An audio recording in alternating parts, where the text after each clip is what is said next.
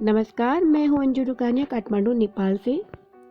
दोस्तों, होली भी आने वाली थी, आई और अब विदा हो गई। होली जब शुरू हुई तो काफ़ी उत्साह था मन में, बहुत प्रसन्नता, बहुत हंसी खुशी अपने पारिवारिक लोगों, मित्रों के साथ मनाई। आप लोगों ने भी मनाई होगी। और त्योहार के बाद जब एक थकान सी होती है तो आप कुछ पल बैठ जाते हो और उस एकांत में आपके दिमाग में यादों की रील चलती है। जी हाँ, वो बीती यादें जो आपको याद आती हैं और कुछ खट्टे मीठे पल भी याद आते हैं। कुछ को याद करके आपके चेहरे पर हंसी आ जाती है और कुछ पल ऐसे होते हैं, कुछ बातें ऐसी होती हैं, कुछ लोग ऐसे होते हैं जिन्हें याद करके आपके मन में दुख और खिन्नता भी आती है। कुछ लोग आपकी ज़िंदगी में ऐसे होते हैं, ऐसे आ जाते हैं जो कभी नहीं बदलते। जी हाँ, कुछ लोग कभी नहीं बदलते। कहा भी जाता है हर आदमी में होते हैं 10-20 आदमी, हर आदमी में होते हैं 10-20 आदमी, जिसको भी देखना कई बार देखना। मित्रों, ये कहानी नहीं, सत्य है। कुछ लोगों के लिए आप कभी भी कितना भी कुछ भी करो, वो ना कभी आपके होते हैं और हर बार आपको नीचा दिखाने का प्रयास करते हैं। रस्सी का भी बल पत्थर पर घिसते घिसते कमजोर पड़ जाता है, क्योंकि कुछ लोग आपके जीवन में उस हथौड़े की तरह होते हैं जो बस आपके हृदय पर चोट करना जानते हैं। वे इंसान में और पत्थर में कोई अंतर ही नहीं समझते, मगर वे ये नहीं जानते कि उनका हर प्रहार आपको तराश रहा है। ऐसा ही कुछ हुआ है।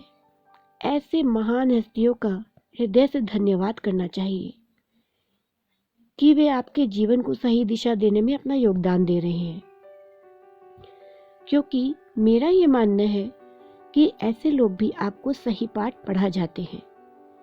विश्वास और प्रेम एक ऐसा धन है जो हर किसी पर यूं ही नहीं लुटा देना चाहिए।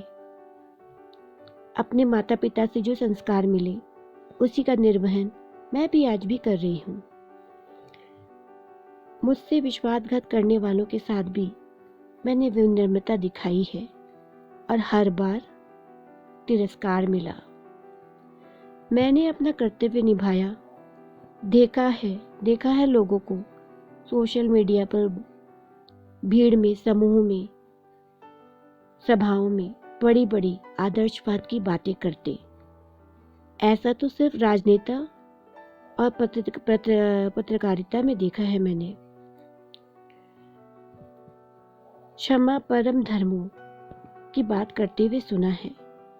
मुझे लगता था कि ये सब जो कहते हैं लोग सत्य होता होगा, मगर हकीकत इससे परे है।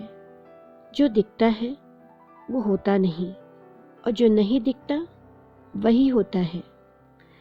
मैंने अपने अनुभव से ये सीखा है कि सुंदर पैकिंग देखकर भीतर की वस्तु की गुणवत्ता की कल्पना ना करें। वो विष भी हो सकता है जिसे आप अमृत समझ रहे हो। किसी अवसर पर दिल से माफ करने का राग अलापने वाले के हृदय में आपके लिए क्रोध और जहर भी हो सकता है। चौंकिए मत। खैर, मैंने न कभी किसी से अपना स्वार्थ साधा, न झूठी बातें की, न सोशल मीडिया को अपनी झूठी छवि दिखाकर गुमराह करने का प्रयास किया, क्योंकि न मैं कोई राजनेता हूँ न पत्रकार। मैं तो बस एक साधारण इंसान हूँ जो रिश्तों में भावनात्मक तौर पर जुड़ जाता है। मैं तो बस एक कवि मन हूँ जो महसूस करता है, बस वही पन्नों पर उतर पाता है।